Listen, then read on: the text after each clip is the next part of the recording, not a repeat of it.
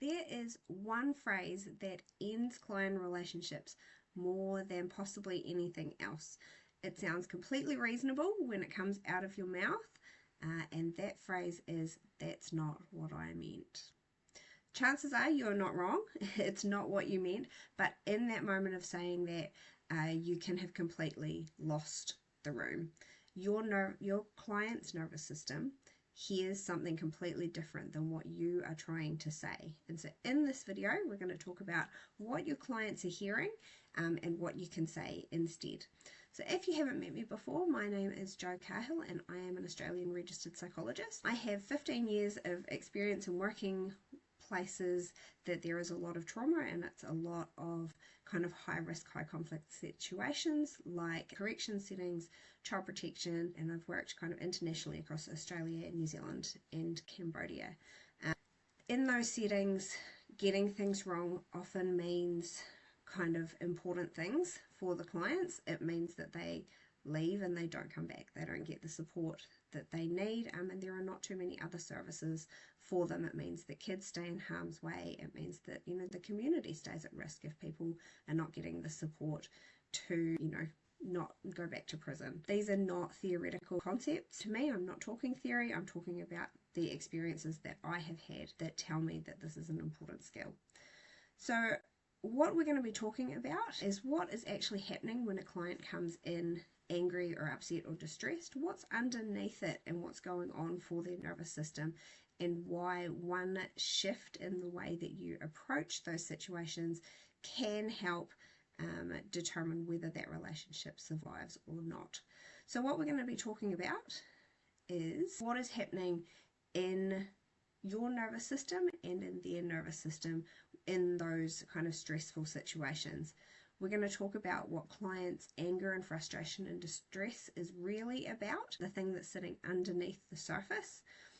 The difference between a real apology and a fake one. I guess a lot of us, we kind of already know this, but just to really kind of focus in on what we can do that makes a difference or not, and why, and then what it costs people when this skill is missing or not used.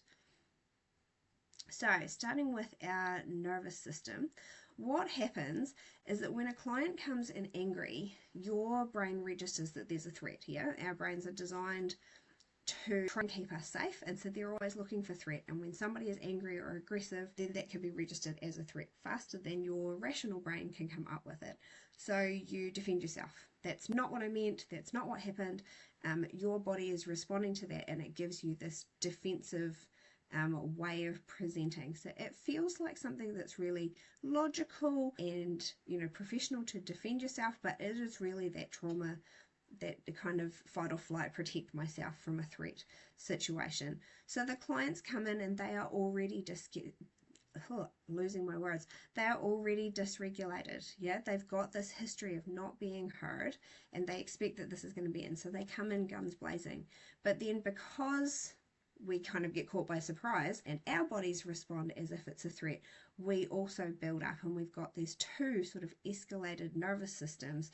So then you're saying, I want to defend myself, and that defense, it might be that's not what I meant, or it might be that's not what's happening, it might be but you did this, it might be that happened a long time ago, it's in the past, let it go. All of those things are defenses from us. And so the client's escalating, and then we're escalating, and then so we end up in this conflict with them where we kind of lose track of what's going on. So we get stuck in this loop of both nervous systems are escalating at the same time. Clients have often had this escalating loop a whole bunch of times, so they are sort of set up to expect that that's what it's going into. And so this is when relationships break down, because we're not just working from, you might have had a really great relationship with them previously, but you are in the same loop that they've done before with people who have not stayed in it with them. They've done it before, it's ended up badly for them. And so their bodies are kind of going, right, well, I'm going to say this, I'm going to get this thing out, but also that's such a shame, that this relationship's done, and they're kind of already ready for you to reject them, to get angry with them, to push back, to not hear them. It's really natural for us to get defensive. It's really natural for us to for our bodies to respond in that way. And so, but in that moment, what our clients really need us to do is to try not to get into that defensive loop. It's to be the person who goes, okay, I can see what this is, and not escalate, because I know that this is not actually a threat to me. So what it is really about is we can say that it could be something really simple, like if we call it a surface trigger. It's something you changed the plan without telling me, like you booked me for an appointment at a different time, or you didn't come when you said you would.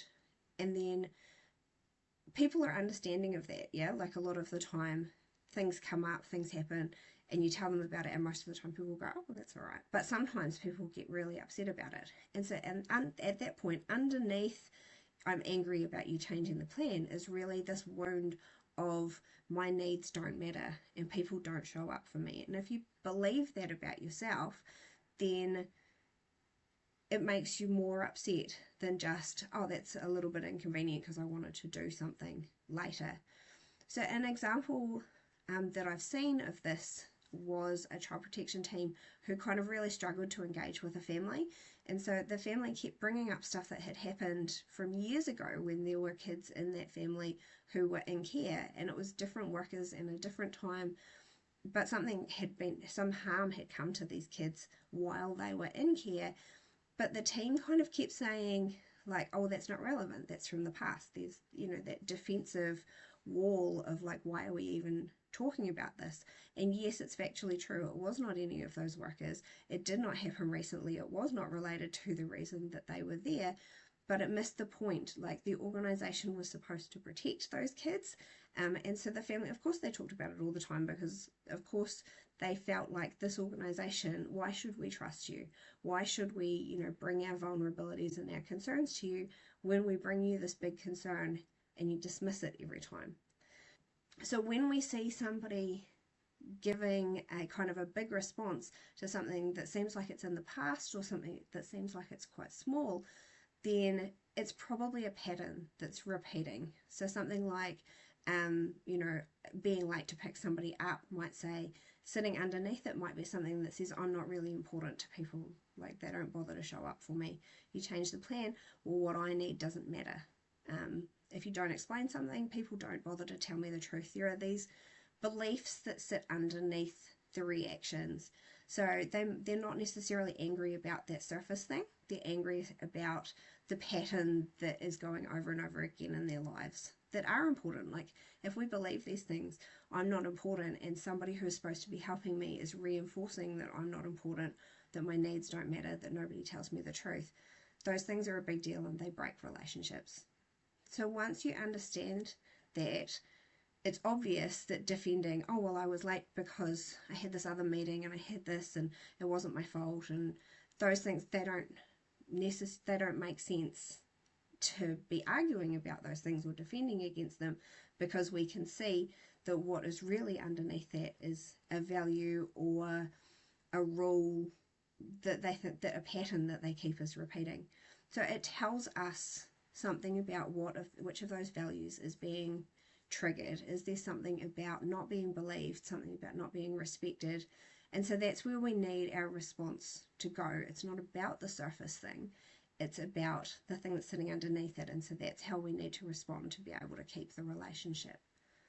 So if we are talking about how to apologize to somebody, I know, like, we've all apologized loads of times in our lives, but sometimes it can be really hard to make to make an apology feel real if we're not quite sure, if we are still defensive and we're like, well, actually, I didn't do that on purpose and I didn't mean that.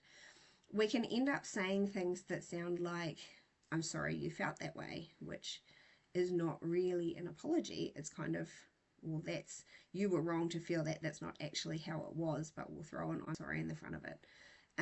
People's nervous systems, people's bodies pick up on that stuff. So if we think about a real apology, it acknowledges what the impact is of what we've done, not the intention. So I would never advocate for apologizing for something that you didn't do that ends up in this cycle like its own separate cycle of, you know, like that you can get blamed for stuff and then you're saying sorry for things that you didn't do, but you can acknowledge the impact of what it's doing. So that might be something like, instead of I'm sorry you felt that way, just saying I'm sorry if that made you feel important. If I'm sorry if that made you feel unimportant, because we're naming what's sitting underneath it, giving people language that helps them understand their own experience and also understand why they're upset with you, and it kind of gives them that more settled nervous system feeling, so that they can say, okay, this person is genuinely trying. They're not just giving me this surface level fake apology to try and get me to be quiet. They are actually understanding that I am upset about this and they get why. So we want to be really genuine in this. If we are performing calmness or performing apology, like our bodies don't sit with that. If we're performing it, then our bodies don't have that nice, calm, settled feeling about them. We need to find a place of calm, a place of being able to sit and observe what's happening instead of getting caught up in our own sort of threat response and our own distress. When you do this, you're able to give people permission to have feelings.